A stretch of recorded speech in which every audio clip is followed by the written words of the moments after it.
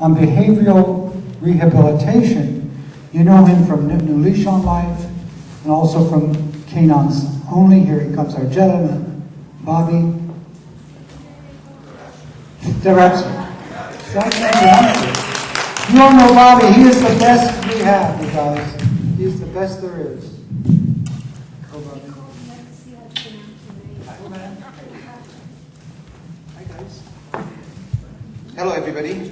My name is Bobby Dorafshar. I have the best job in the world. I train dogs, and I love it.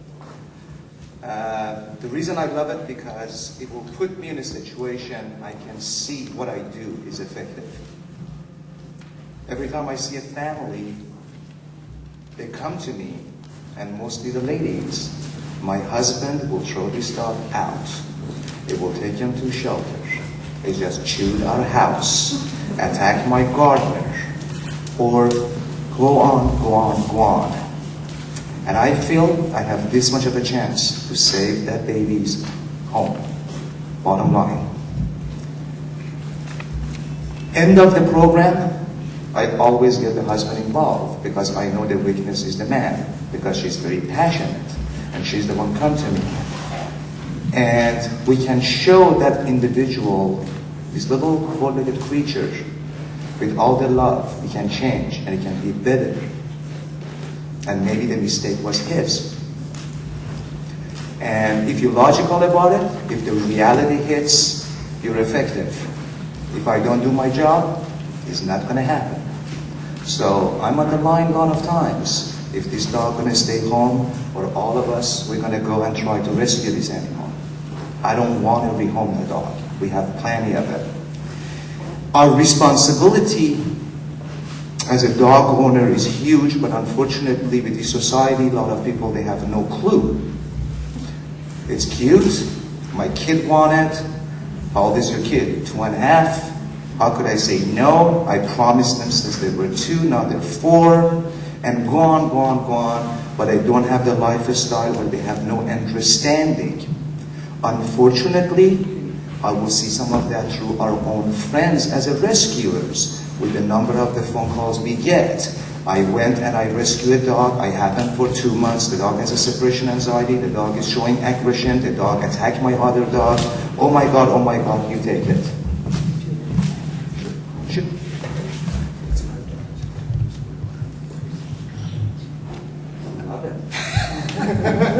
We're getting up now. They're educating me, guys. So, what we want to talk about a little bit, we want to find out how we as a rescuer, we are an individual, we can be effective. And I wish it was so many of me to be able to help every individual person. At the same time, I really cannot take every single dog. Anybody else cannot deal with it. It's not possible.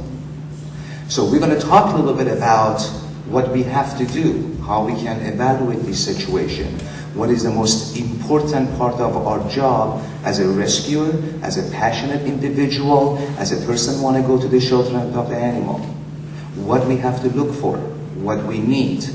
To me, the biggest problem everybody has is aggression. Everybody is so worried about, oh my God, the dog is going to show aggression to my family member or to my companion animals. So aggression is the biggest issue. Another issue we're dealing with a lot of people, which you cannot place an animal, is a separation anxiety. This is what I see most of the time. I cannot leave this dog home. It will destroy my house.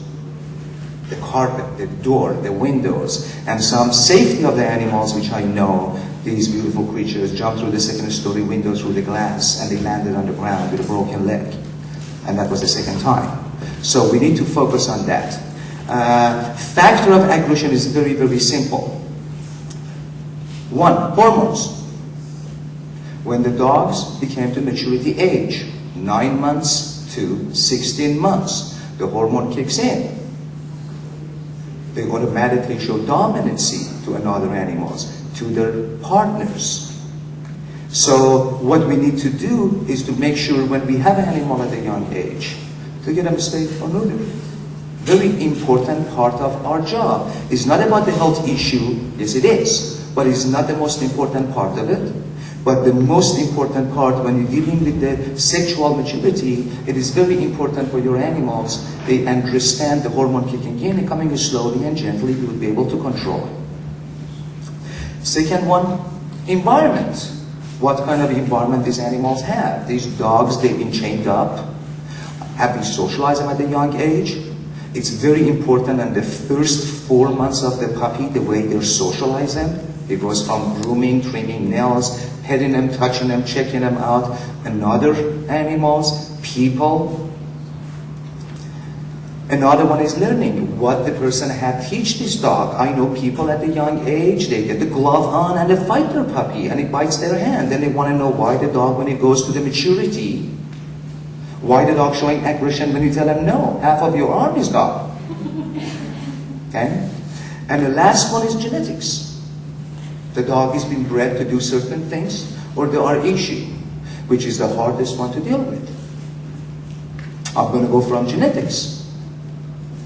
If we have the right tools, we can control the genetic, not 100%, but we can ease up the situation.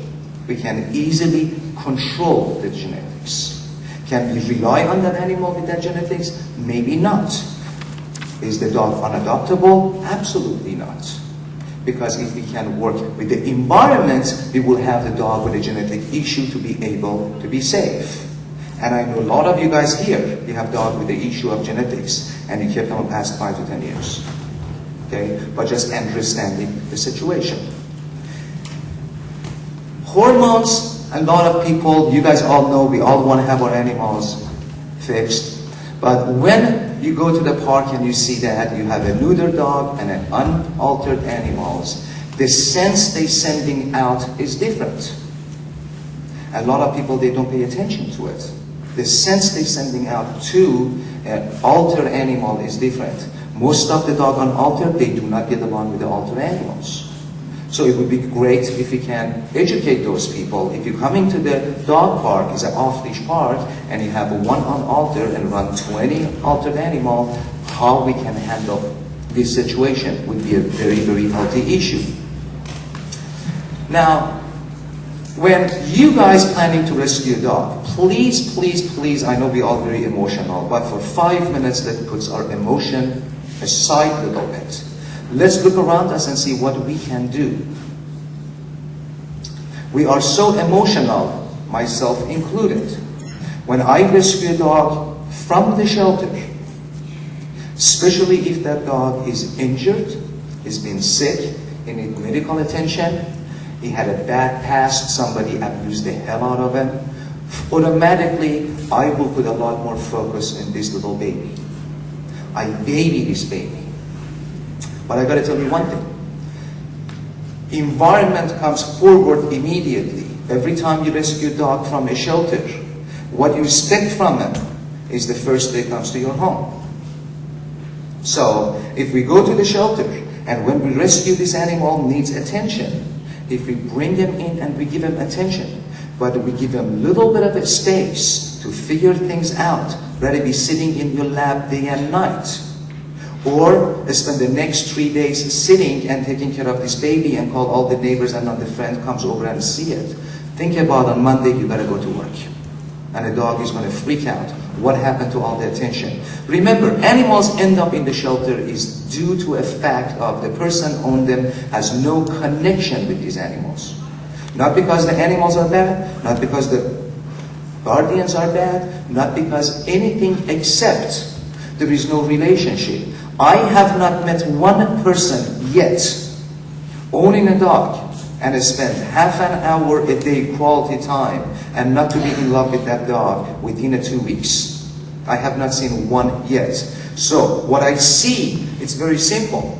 I see a person go get a puppy for the kids. They're busier than hell. The kids after 2 weeks is scared of puppy because they're chewing, they're teething, they're grabbing the shoes. The dog goes in the yard.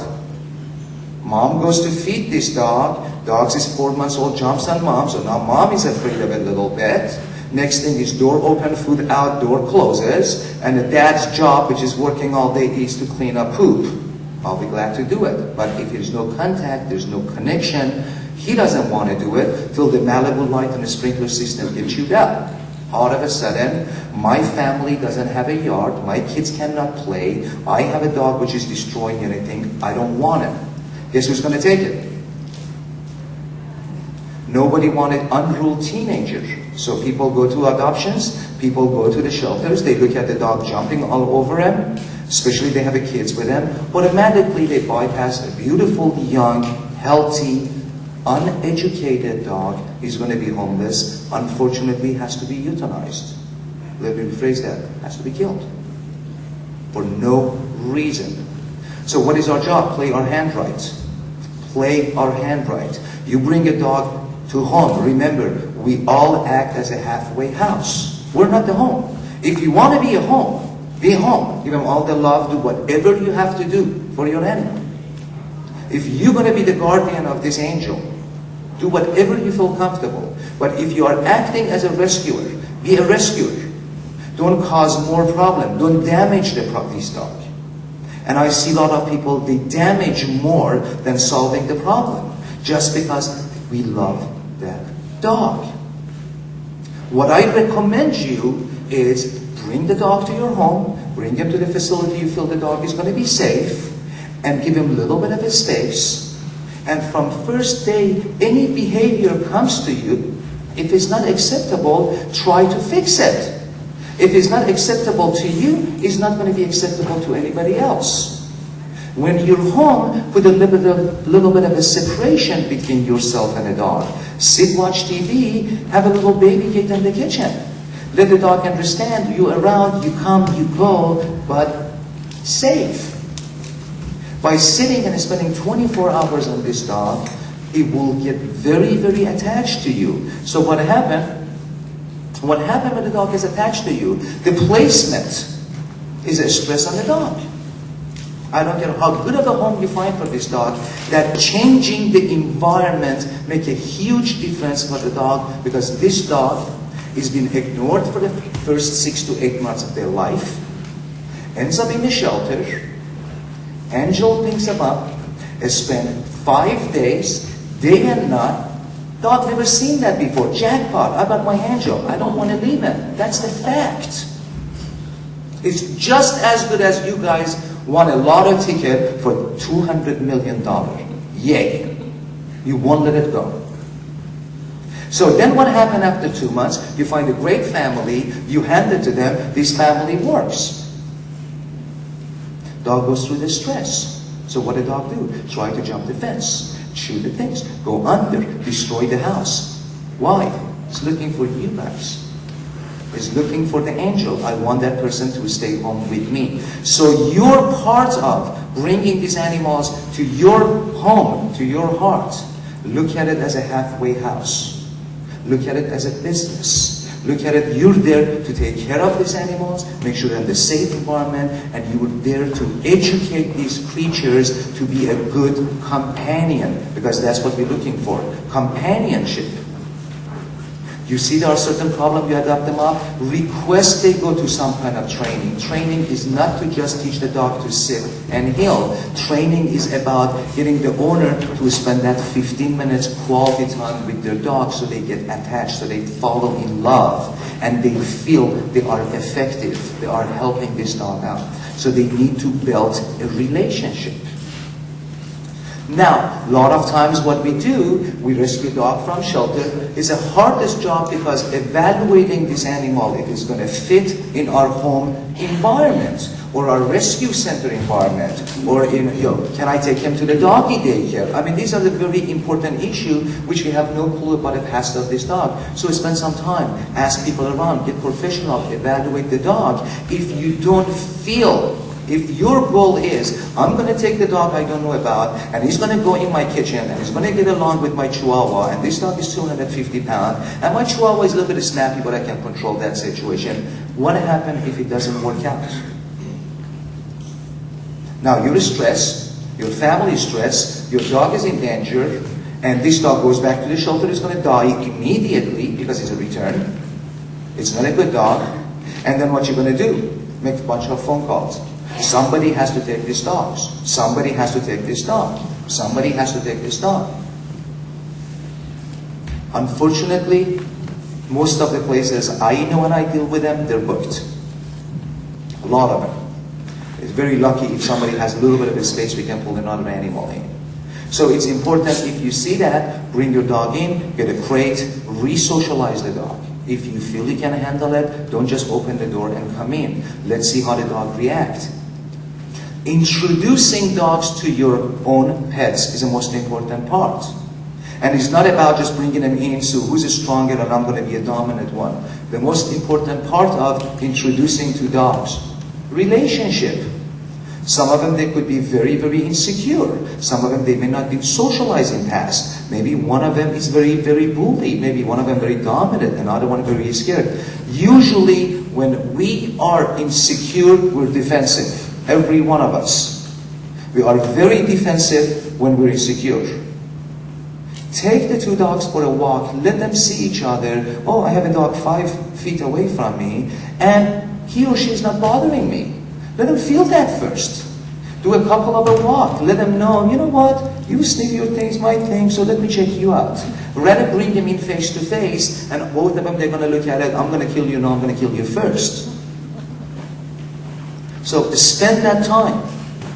If they are not working together, maybe you should crate them next to each other and control that aggression a little bit from outside in the safe environment, because you never get a second chance for the first impression. So as the dog. So if I'm bringing a dog to your home and your little Chihuahua attacked my big, huge Mastiff, my Mastiff from that moment is going to be very defensive towards that Chihuahua. Now let's change that. I had a phone call and an email a couple of days ago from a lady rescued a dog from one of our shelters. Beautiful, beautiful Labrador. Gorgeous. With a picture attached.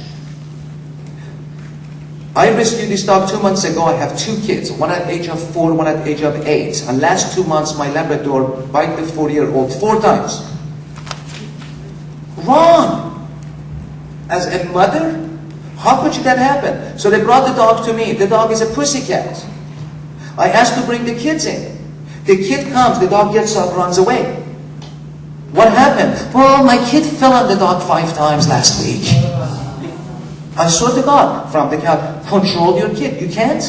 Put a baby kid. Do you not want to sleep? Put him in a different room. So my focus turned from helping this lady to a point of how can I help her son? Why? Because it's the same exact kid who's going to come to my house, your house, and he's going to grab my dog's tail and my dog is going to kill him. Then my dog dies, I get sued, and the kid has a scar in their life. They're scared of dogs and need a plastic surgery. Why? Because a mother didn't spend the time. Please be the other mother. Even if you rescue animals. We can talk about behavior of animal, believe me, for 3 days. They told me I got 20 minutes. And I look at it and go, okay, what area are we going to work with? What do we want to do with this? The most important part of our job, if we want to help our city, if we want to help our animals, okay, is to play our hand right. I believe you need to work smart, not too hard. I'm a big believer of that. Make these things happen on your advantage rather than disadvantage. Every time we rescue a dog and we fail, that animal fails. It's not about us. We have our family, we have our home, we have our car, we have our friends, we have our enemy. Everything around us stays the same. But dogs are creatures of habits. The reason dog comes to the shelter and is scared, honest to God, because that dog is only been in one environment, and that environment could be one home.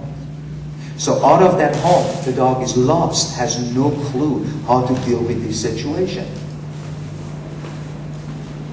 Now, at the same time, we're talking about how we can actually assess this dog, how we can evaluate this dog. Shelter environment is almost impossible to assess.